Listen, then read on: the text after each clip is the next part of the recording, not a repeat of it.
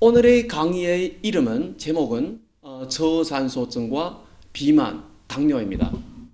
이 강의는 산소의 시각으로 비만과 당뇨를 보는 시간이 되겠습니다. 비만, 당뇨는 모두 포도당 대사가 잘못돼서 이루어진 것입니다. 포도당은 휘발유와 마찬가지로 연료의 역할을 합니다. 즉 포도당을 태워서 에너지를 만들고 그 에너지가 우리 인체의 생리 활동을 서포팅하는 것입니다. 상상해 보세요. 자동차가 산소를 충분히 얻지 못할 때 어떻게 될 건지 힘이 없겠죠. 그래서 포도당 대사를 연구하면서 산소란 요소를 고려하지 않는 것은 한심한 일이 되겠죠. 그러나 이해할 수 없을 정도로 황당한 현실은 이 세상에 어느 의사도 심지어 의학 연구 분야의 연구 인원 중에서도 저산소증과 비만, 당뇨를 연관시키는 분이 많지 않습니다. 치료 방법 중에서는 산소라는 개념을 아예 무시해버리고 있습니다. 모든 의사들은 인슐린 저항이라는 개념을 가지고 비만과 당뇨를 해석하지만 이 인슐린 저항이라는 개념은 단지 이론적으로만 쓰이지 치료에는 전혀 쓸모가 없습니다. 좀 느낌이 오지요? 인슐린 저항이라는 개념 자체도 황당한 개념입니다.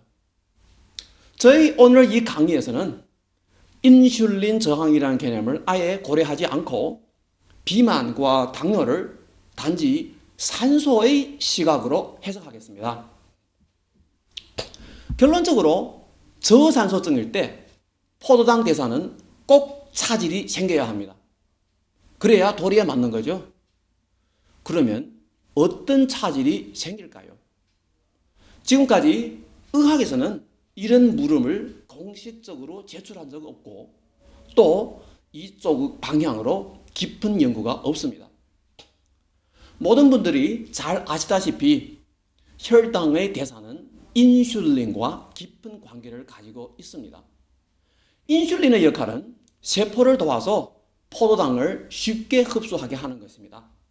그래서 보통 인슐린 수준이 높을수록 포도당을 빨리 흡수합니다.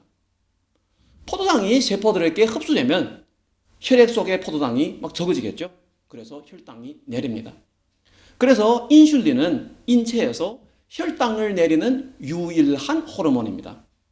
그래서 비만과 당뇨의 연구는 인슐린을 피할 수 없습니다. 이게 췌장입니다. 췌장에 B세포라고 하는 세포가 있는데 이 B세포가 인슐린을 만들고 분비합니다. 산소와 인슐린 사이의 관계에 관련되는 자료가 많지는 않는데 제가 두 자료를 찾아서 그 두 자료의 정보를 묶어서 이 그래프를 만들었습니다. 여기 보세요.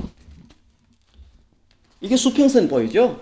이 수평선은 산소를 말합니다. 그러니까 우리의 인체가 얻을 수 있는 산소의 량, 이쪽으로 갈수록 산소가 많아요.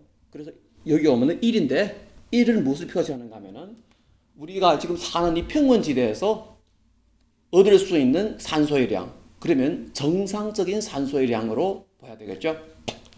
그리고 이쪽으로 올수록 산소는 적습니다. 그래서 여기까지 오면은 여기 정상량보다 60% 적어요. 60%. 그러니까 이 정상량보다 40% 밖에 되지 않아요. 결국은 60% 적습니다. 그리고 이 수직선은 우리 인체가 가지고 있는 인슐린의 수준을 표시합니다. 그래서 이쪽에 예를 들어서 이 점은 방금 얘기했다시피 정상적인 산소의 량을 얻었을 때 우리 인체 그 점입니다. 그러면 그와 대응되는 인슐린의 량은 얼마인가 하면은 여기 우로 수직선 딱 그어가지고 그러면 이 곡선하고 이렇게 교차됩니다. 그 교차점이 바로 이만큼이에요. 이만큼 높이가 그러면 이렇게 되는 겁니다. 이만큼 높이가 우리 신체에서 가지고 있을 인슐린의 수준입니다. 그러니까 산소를 정상적으로 받을 때 우리 인슐린의 양이 이만큼이에요. 그러면 이렇게 오면은 산소가 적어지는 거 아닙니까? 그래서 만약에 우리가 한 이쪽으로 한 20% 왔습니다. 적어졌습니다. 산소가 우리 정상보다. 그러면은 20% 우회로 수직선 그어가지고 그러면 그때 인슐린 수준은 여기까지 옵니다. 어쨌든 여기로 올수록 우리 신체에서 생기는 인슐린 수준은 더 많아집니다. 여기 와서 꼭대기 돼가지고 여기 와서 내림세를 가지는데 어쨌든 여기 한 40% 산소의 량이 정상 수준의 40%까지 올 때까지 그 인슐린의 양은 항상 이쪽보다 높습니다. 그리고 어느 한 실험을 한 적이 있어요. 무엇인가 하면은 평원지대에서 살던 사람이 3,500m 높은 고산지대에 갔습니다. 거기 가서 인슐린 수준을 측정했는데 그 3,500m라면은 그 산소가 정상 수준보다 한 35% 적습니다. 그래서 거의 한 여기까지 옵니다. 그래서 이렇게 그어가지고 대충 한 인슐린 수준이 이만큼 됩니다. 그래서 무엇인가 하면은 만약에 우리의 신체가 산소를 정상보다 35% 적게 받으면은 그 인슐린이 이만큼 생겨요. 더 많이 생겨요. 그 격차가 얼마예요? 이거는 정상 수준의 인슐린. 이것은 이만큼인데 격차가 이만큼 차납니다. 많이 차나죠. 배로 차납니다. 그렇지만은 재미난 점은 고산지대에 사는 원주민들의 인슐린 수준은 역시 3,500m 높이지만 그들의 인슐린 수준은 이만큼밖에 되지 않습니다. 그러니까 우리 평원지대에 사는 사람보다 약간 많습니다. 그것은 왜 그러냐면 고산지대에 계속 사는 주민들은 고산의 환경에 적응돼 가지고 희박한 공기로부터 많은 산소를 얻을 수 있습니다. 그래서 걔네들은 산소를 많이 얻었기에 인슐린도 적습니다. 그래서 만약 신체가 정상량보다 한 60% 적은 산소를 얻는다면은 방금 또 그림에서 끝까지예요. 그러면 대체로 해발 한 7,000m 이상의 고산에 있는 것과 마찬가지인데 거기에 가면은 생명마저 유지하기가 어렵습니다. 그래서 그 이상의 경우를 고려하지 않겠습니다. 그러니 간단히 말한다면은 산소량이 적어지면 또는 우리의 신체가 저산소증이면 인슐린 수준은 오른다. 이 결론 아주 중요합니다. 저산소증이면은 우리는 더 많은 인슐린을 분비한다. 우리 인슐린 수준이 올라간다. 저산소증일 때 매개의 세포가 분비하는 인슐린의 양은 오릅니다. 그래서 더 많은 우리의 신체는 더 높은 인슐린 수준을 유지할 수 있다. 이렇게 생각하면 이해가 더 쉽게 갈 수 있습니다. 산소가 많을수록 많은 에너지를 만드는데 필요한 포도당이 많지 않아요. 그러면은 포도당이 많이 필요하지 않으면은 인슐린도 많이 필요하지 않습니다. 그래서 산소를 많이 받을수록 필요한 인슐린도 적습니다. 반대로 산소가 적을수록 포도당이 더 많이 필요하기 때문에 인슐린도 더 많이 필요한다. 그래서 저산소증이면은 인슐린의 수준이 올라간다. 이 결론 아주 중요합니다. 뒤에 가서 우리 비만을 설명할 때 쓰게 됩니다. 아주 중요한 원리입니다. 그리고 방금 고산 주민들은 산소가 희박한 고산 환경에 적응되었다고 말씀드렸습니다. 구체적으로 어떻게 적응되었을까요? 구체적으로는 뭔가 하면 적혈구의 수량이 훨씬 많고 그러면은 당연히 신체가 쉽게 많은 산소를 얻는 데 도움이 되겠죠. 적혈구 수량이 많으니까. 그리고 중국 티베트 주민들의 음식 습관을 보면은 매일마다 차를 절대 떠날 수 없습니다. 하루에도 여러 가지 종류의 차를 마십니다. 차는 다양한 항산화제를 포함하고 있기 때문에 적혈구 변형성에 좋습니다. 그래서 적혈구 변형성을 처음 들으시는 분들은 저희 제1강 병원에서 무시되고 있는 적혈구의 약점들을 시청하세요. 고산 주민들의 이런 특징을 보아서도 인슐린을 통제하고 당뇨와 비만을 다스리는데 산소의 중요성이 엿보이지 않습니까? 이상 결론을 가지고 먼저 비만의 경우를 봅시다. 비만한 사람들은 이런 특징이 있어요. 많이 먹지만 쉽게 배가 고프고 잠이 많고 혈압이 높은 경우도 많습니다. 그보다 더 중요한 것은 비만한 분들의 혈액의 인슐린 수준이 정상 수준보다 훨씬 높습니다. 이 점은 비만증을 연구하시는 분들이 잘 아는 사실입니다. 우리가 방금 얻은 결론은 저산소증일 때 인슐린 수준이 높다고 했습니다. 그렇기 때문에 비만한 사람들은 혹시 저산소증에 빠져 있을 것이라고 판단이 갑니다. 비만한 사람들은 평소에 잠이 많은 것을 보면 신체에 산소가 부족함을 직관적으로 추측할 수도 있습니다. 결국 이런 단서가 보입니다. 비만한 사람들은 저산소증이 심하고 그래서 인슐린 수준이 아주 높다. 그리고 저의 연구에 따르면은 인슐린 수준이 계속 높은 치를 유지하면은 꼭 비만이 형성됩니다. 인슐린 수준이 높으면 대부분 혈당이 지방세포에게 흡수되는데 그것이 바로 비만을 조성합니다. 그 이유는 다음과 같습니다. 첫 번째 이유, 지방세포의 표면에 대량의 인슐린 수용체가 분포되어 있습니다. 인슐린의 역할은 세포들을 도와 포도당을 쉽게 흡수하도록 도와준다고 말씀드렸습니다. 그런데 인슐린이 제 노릇을 하려면 반드시 먼저 지방세포의 표면에 있는 인슐린 수용체와 결합하여야 합니다. 그러면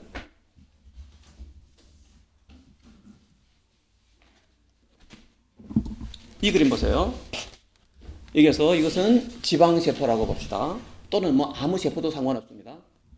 그리고 여기서 이런 게요. 이런 것을 인슐린을 대표합니다. 그리고 이게 세포막 아닙니까? 이 세포막에 빨간 점이 몇 개 보이죠? 이 빨간 점. 이 빨간 점이 바로 인슐린 수용체입니다.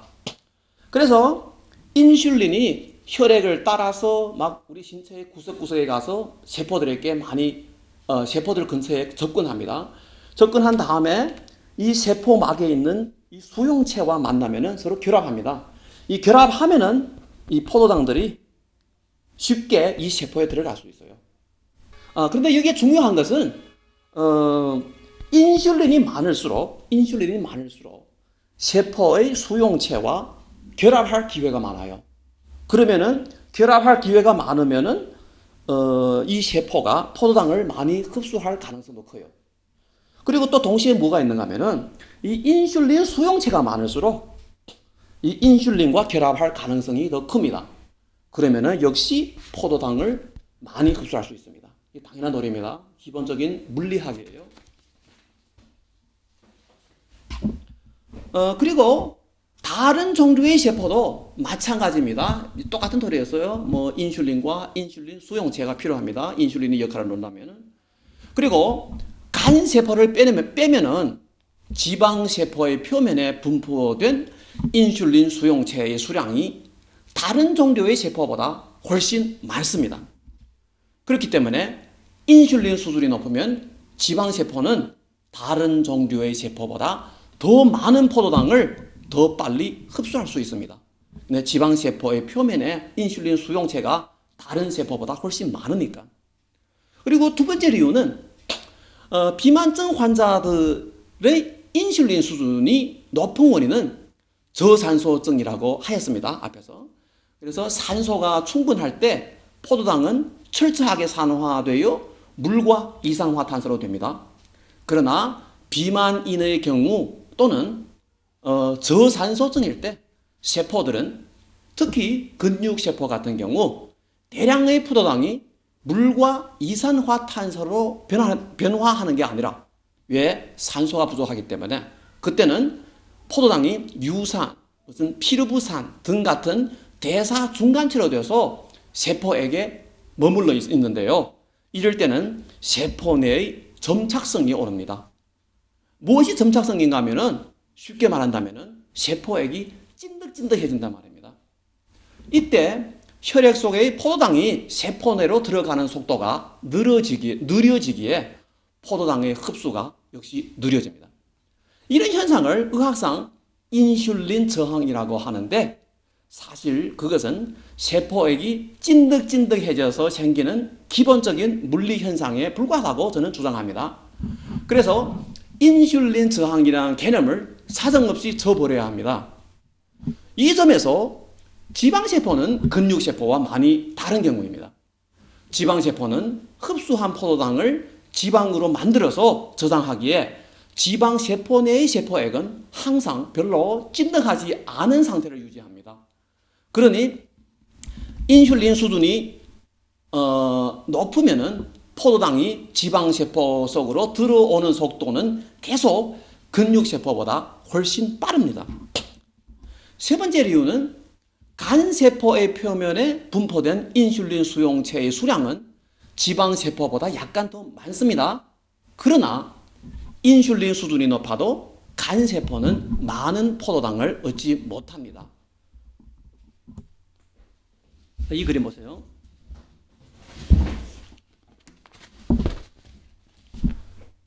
이것은 간장조직, 간세포를 봅니다. 그리고 지방조직, 근육조직, 뇌. 이 네 조직이 사실 포도당을 흡수하는 주요한 조직들입니다. 이 네 조직들은 이 빨간 혈관으로 서로 연결되어 있습니다. 그래서 우리가 밥을 먹으면은 밥에 있는 포도당이 주로 간장 조직에 흡수돼 가지고 저장돼 놉니다. 여기서 간장 조직은 자동차로 비교한다면은 기름 탱크나 마찬가지입니다. 그래서 우리가 밥을 먹고 그 밥에는 포도당입니다. 그 포도당이 주로는 간장 조직이 흡수해서 저장해 놓습니다. 저장해서 뭘 하요? 저장해서 이 혈액에 포도당이 적어지면은 조금씩 혈액으로 투입합니다. 이것은 마치 자동차의 기름 탱크가 그 엔진이 기름을 태울 때 얼마 태우면 그 태우는 양만큼 기름 탱크가 그 기름을 보충하는 거나 같은 도리예요. 그래서 간장 조직도 마찬가지입니다. 이 혈액 속에 있는 포도당이 지방 조직, 뇌, 근육 조직 등이 이렇게 흡수해 가면은 혈액 속에 포도당이 적어서 혈당이 약간 내릴 텐데 그럴 때면은 간장 조직은 이 혈액으로 포도당을 투입합니다. 그런데 주의해야 할 점은 인슐린 수준이 엄청 높을 때 지방 조직은 포도당을 막 빠른 속도로 막 흡수합니다. 그러면은 이쪽 혈당이 빨리 내려가겠죠. 빨리 내려가면은 간장도 빨리 포도당을 혈액 속으로 투입해야 합니다. 그래서 시간이 얼마 지나지 않아서 속도가 너무 빠르기 때문에 시간이 얼마 지나지 않아서 간장이 저장해 놓은 포도당이 바닥이 생겨요. 그리고 간장이 혈액으로 투입한 포도당은 주로 지방 조직 또는 지방세포가 다 흡수해 갑니다. 그리고 간장이 저장된 포도당이 바닥 나왔지만은 이 지방 조직은 계속 포도당을 흡수합니다.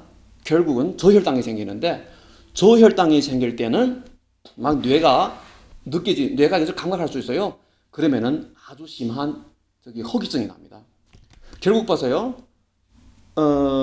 인슐린 수준이 너무 높을 때 우리가 먹은 밥은 포도당인데 그 포도당이 처음에는 간장 조직에 저장해 놓았지만 인슐린 수준이 너무 높으면은 이 포도당이 아주 짧은 시간 내에 지방 조직으로 이렇게 막 이사 가다시피 이쪽으로 다 옵니다. 그래서 지방 조직은 과량의 이런 포도당을 흡수해 가지고 그 포도당을 지방으로 만듭니다. 그 다음에 그 지방을 그 지방세포에다가 쌓아 넣어요. 많이 쌓아지면 그게 바로 비만이거든요. 그리고 간장이 저장해 놓은 포도당이 바닥에 나서 혈액에 다시 포도당을 공급하지 못할 때는 저혈당이 생기고 그것이 바로 우리가 느껴지는 아주 심한 허기증입니다. 이것이 바로 비만한 사람들이 뭐 계속 먹지만은 짧은 시간에 계속 허기증이 오는 원인입니다. 그리고 첨부로 말씀드릴 것은 간장 조직이 혈액으로 포도당을 투입할 때 호르몬, 한 종류의 호르몬이 필요합니다. 그 호르몬이 글루케곤이라고 합니다. 그런데 글루케곤도 역시 저산소증일 때 글루케곤의 수준이 역시 높습니다. 방금 설명해 드렸다시피 인슐린 수준이 높으면 꼭 비만이 형성됩니다. 그렇기에 인슐린 수준을 영향주는 모든 요소는 비만의 형성에 영향을 끼칩니다. 저산소증 외에 인슐린 수준을 영향주는 또 다른 두 가지 중요한 요소가 있습니다. 첫 번째 요소는 소장, 특히 십이지당, 공장, 췌장에서 인크레틴이란 호르몬들을 분비하는데 이 인크레틴은 혈액에 따라서 췌장에 가서 B세포막에 붙으면 인슐린의 분비를 자극하여서 인슐린 수준을 높게 합니다. 그런데 이 인크레틴의 분비를 어떻게 통제할 수 있는지는 지금 아무도 모릅니다. 서방 나라에서 위장 바이패스라는 수술을 해서 체중을 절감하는 방식이 있는데요. 체중 관리에 효과는 좋지만 부작용도 많습니다. 그 수술은 위를 부분적으로 잘라버리고 십이지장과 공장을 넘어서 그 뒷부분의 소장과 그 뒷부분의 소장을 위와 직접 연결시키는 수술입니다. 유일한 수술이죠.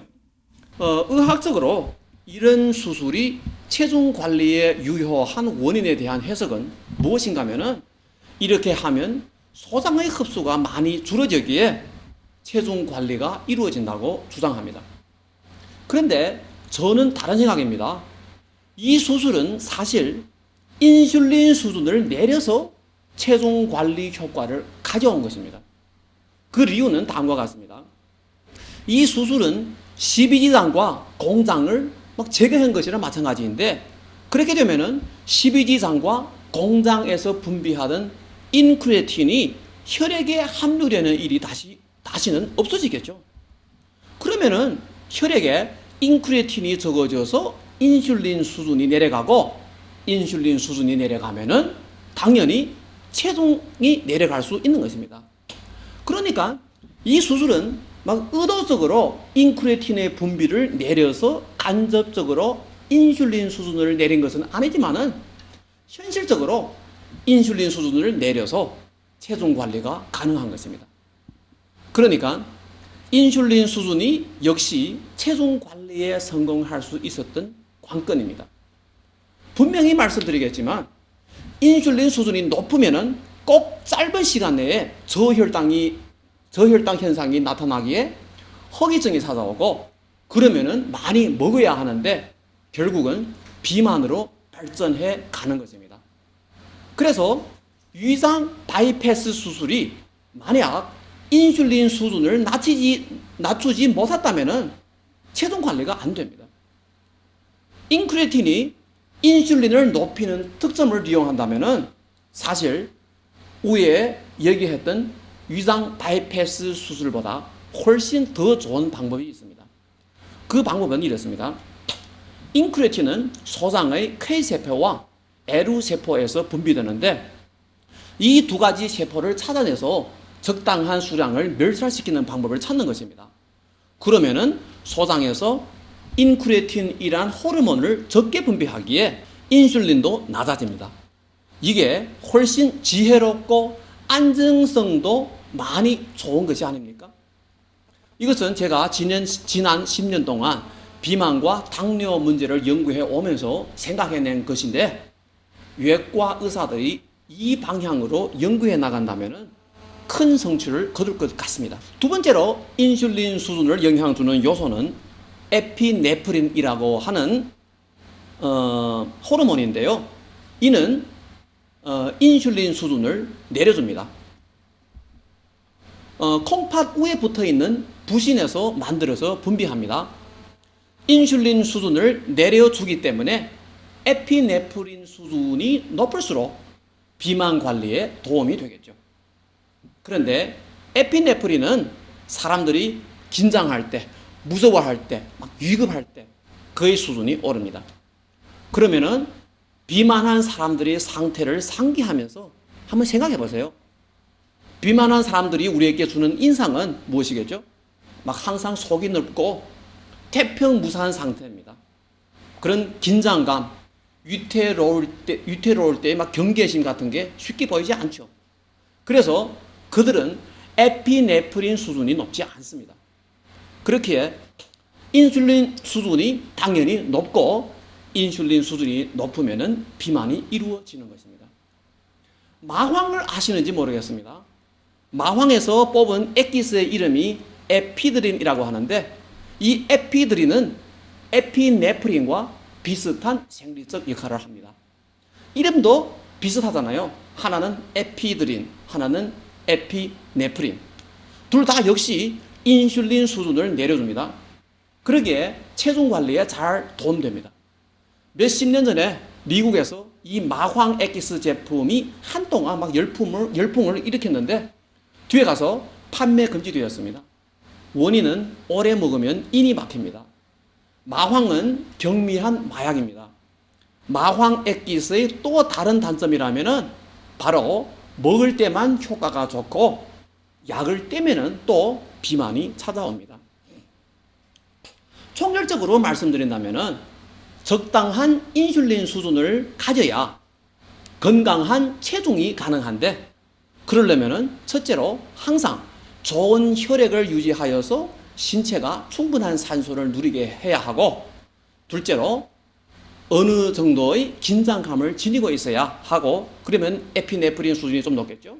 셋째로 소장의 인크레틴의 분비가 너무 많으면 안 되는데 이 호르몬의 통제는 지금까지 별로 좋은 방법이 없습니다. 그래서 앞에 두 개에 많이 신경을 써야 합니다. 비만은 이상으로 매듭을 짓고 다음은 당뇨로 들어갑니다.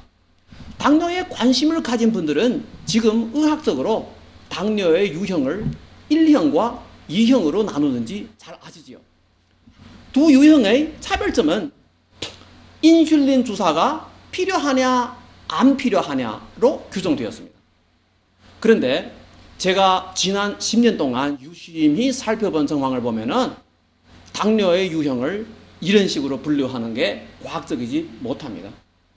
저희 주장은 당뇨를 혈액성 저산소성 당뇨, 에피네프린 과잉성 당뇨, 그리고 연소자형 당뇨병으로 나누는 게 더 과학적인 것 같습니다.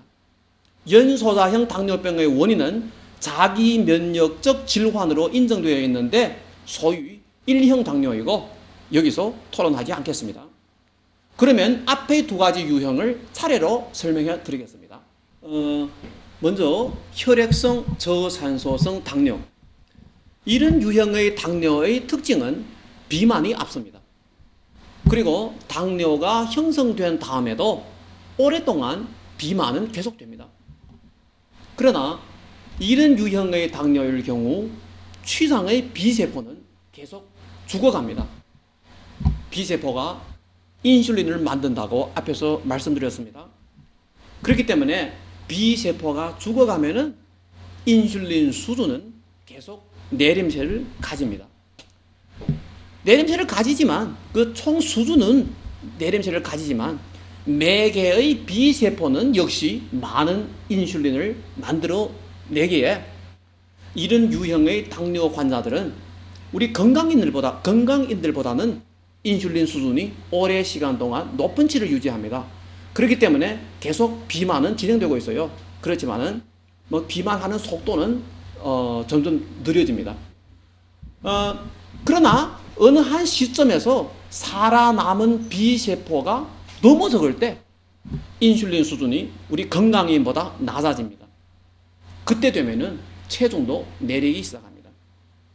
이런 유형의 대부분 환자들은 고혈압도 동반해서 나타납니다. 비만이 형성되려면 반드시 인슐린 수준이 계속 높은 치를 유지해야 한다고 앞에서 설명해 드렸습니다. 소장에서 분비하는 인크레틴을 고려하지 않을 땐 높은 인슐린 수준을 달성하려면 두 가지 조건을 갖추면 됩니다. 즉 첫째로 혈액이 좋지 않아서 저산소증을 조성하고 그러면은 인슐린 수준이 오르게 됩니다. 이것은 앞에서 말씀해 드렸습니다. 둘째로 에피네프린 수준은 낮아야 합니다. 에피네프린은 인슐린 수준을 낮춰주기에 에피네프린 수준이 높으면은 인슐린 수준은 높을 수가 없고 비만이 형성되지 않습니다. 에피네프린이 높을 때의 특징은 항상 막 성질이 급하고 긴장감을 가지고 막 초조해서 한 자리에 가만히 있을 수 없습니다. 우리가 생활 속에서 볼 수 있다시피 이런 특징을 가진 사람들은 비만이 아니라 막 너무 말라서 탈이 됩니다. 피가 좋지 않은 분들은 온몸이 저산소증에 빠지고 인슐린 수준이 높은 치를 유지하면서 비만이 형성됩니다. 그런데 저산소증은 또 B세포의 사망을 유발합니다. 저산소증이 계속되면은 B세포가 계속 죽어가는데 살아남은 수량이 점점 적어집니다. 이때 비록 하나하나의 B세포는 역시 많은 수량의 인슐린을 만들지만은 이 살아남은 B세포의 수량이 적기 때문에 인슐린의 총량은 계속 내림세를 가지게 됩니다. 저산소증일 때는 글루케곤의 수준도 높을 것이라고 했습니다. 앞에서 말씀드렸다시피 글루케곤은 간장에 저장된 포도당을 계속 불어서 혈액 속으로 투입하게 합니다. 혈당을 올린다는 소리입니다. 인슐린과 딱 반대 작용입니다. 만약 이 포도당을 혈액 속에 투입 속도가 너무 빨라서 인슐린이 감당하지 못할 때는 당뇨가 형성됩니다. 글루케곤은 췌장에 있는 A세포가 만드는데 A세포는 저산소증 하에서 죽지 않습니다. 그러나 인슐린을 만드는 B세포는 저산소증 하에서 막 계속 죽는다고 했습니다. 그렇기 때문에 저산소증이 계속 유지되면은 A세포의 수량은 막 줄어지지 않아요. 그렇기 때문에 글루케곤은 계속 높은 치를 유지할 수 있어요. 그렇지만 B세포는 막 계속 사망하기에 인슐린 수준도 이렇게 내림세를 가집니다. 그렇기 때문에 저산소증이 오래되면은 당뇨는 꼭 나타나기 마련입니다. 주의해야 할 것은 당뇨의 초기에 당뇨 환자의 인슐린 수준은 역시 건강인보다 높습니다.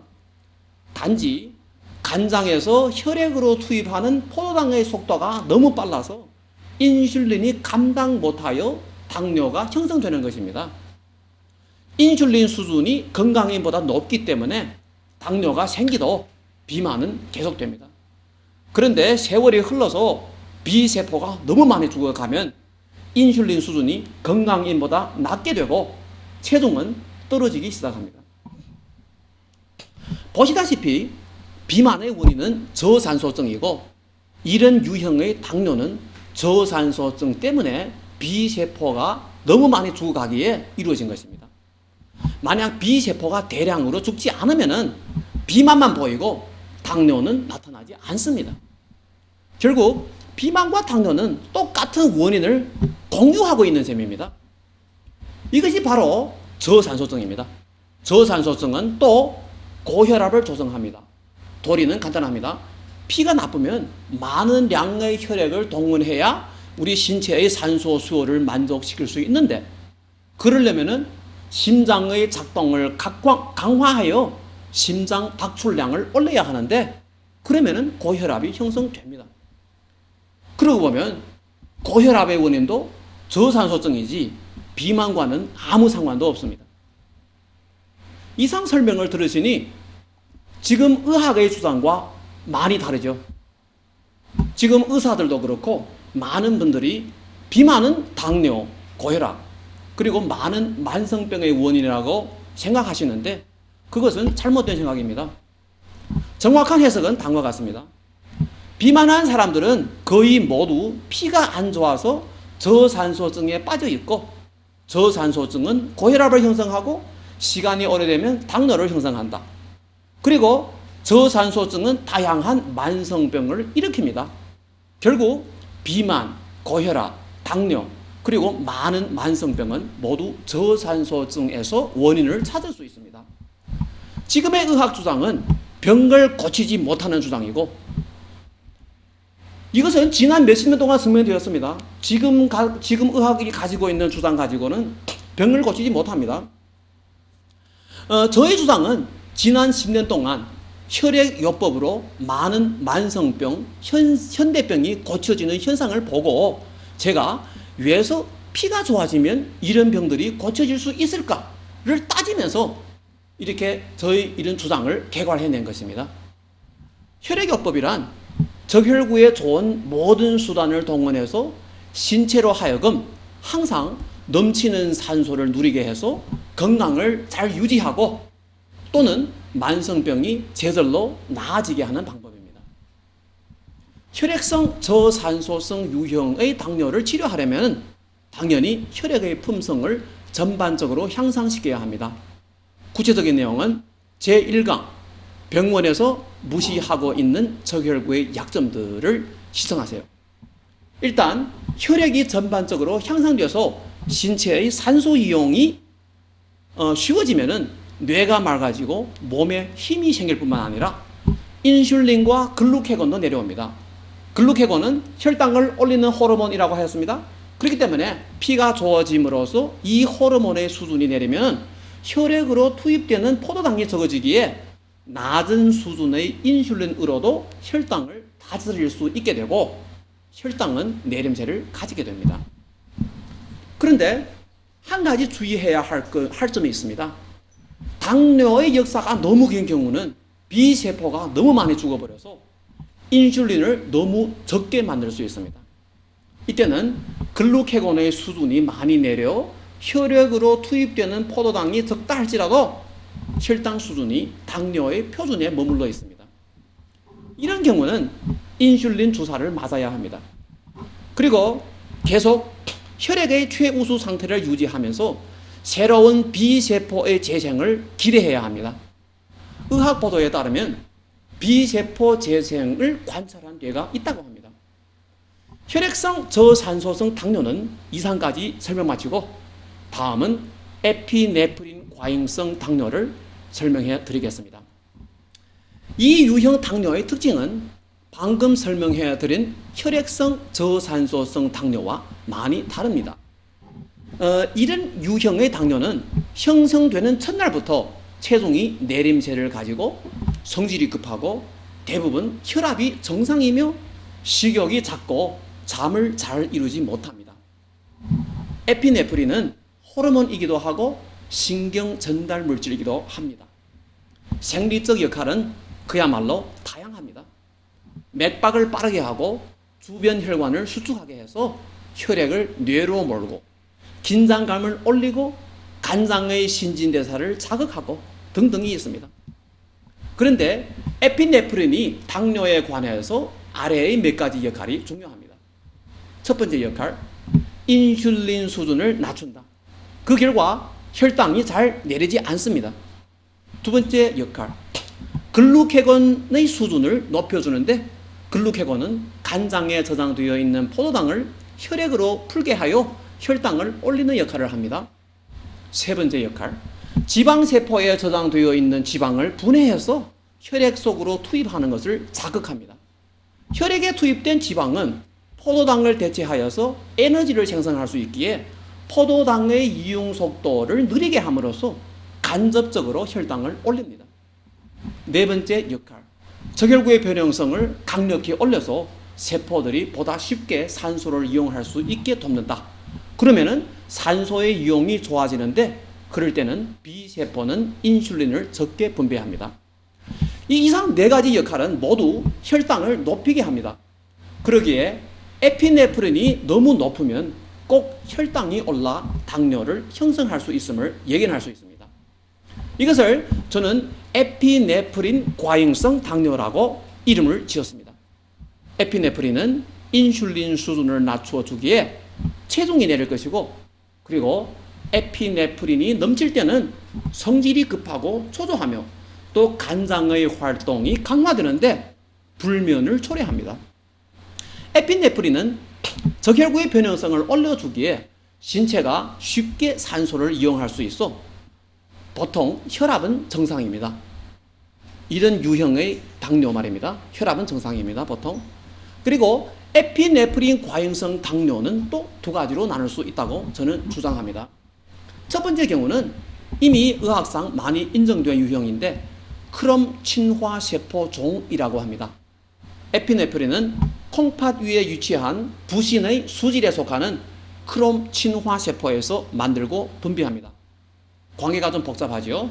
많이 기억할 필요 없고 다만 크롬 친화세포라고 하는 것만 알고 계시면 됩니다. 이 세포가 종양이 생기면은 에피네프린은 막 넘치게 만들어집니다. 그 결과 당뇨가 형성됩니다. 이런 경우는 수술로 해결해야 합니다. 두 번째 경우는 아직 의학상 공식적인 인정이 없는데 제가 판단을 하기는 부신의 미소순환 또는 우리 뇌의 시상하부와 관련되는 어느 부위의 미소순환에 차질이 생겨 에피네프린이 넘쳐나는 것으로 추측됩니다. 시상하부는 신경을 통해 직접 부신을 통제함으로써 에피네프린의 분비에 영향을 줍니다. 보통 정신적 충격을 받아서 순간적으로 이런 병에 걸릴 수 있는데 이때는 시상하부 쪽의 미소순환 장애가 이루어진 것으로 판단됩니다.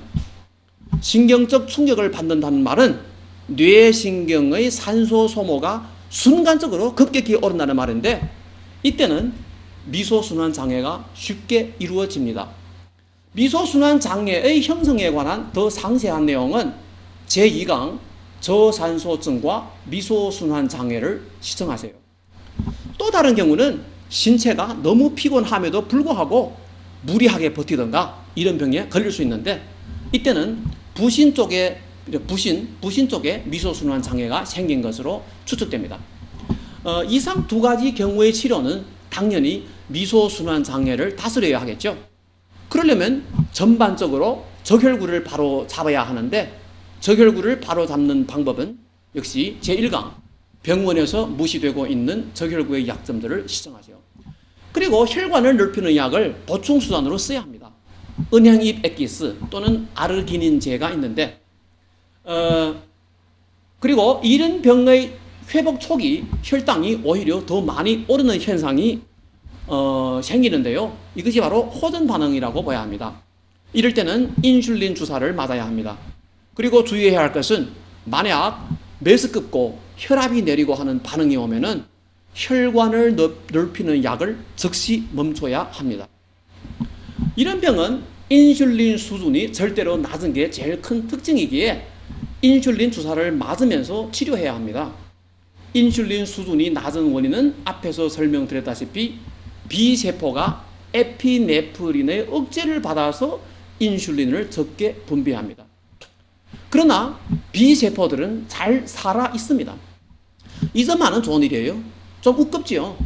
인슐린 수준이 절대 낮은 에피네프린 과잉성 당뇨 환자들은 B세포가 고스란히 살아있고 인슐린이 넘치는 비만 그리고 혈액성 저산소성 당뇨는 B세포가 많이 죽어만 갑니다. 당뇨는 이상으로 매듭을 치겠습니다.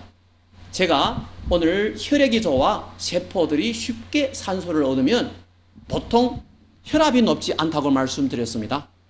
반대로 피가 좋지 않으면 쉽게 혈압이 오르게 됩니다. 혈압이 높으면 당연히 심장의 부담이 오르는 게 동반됩니다.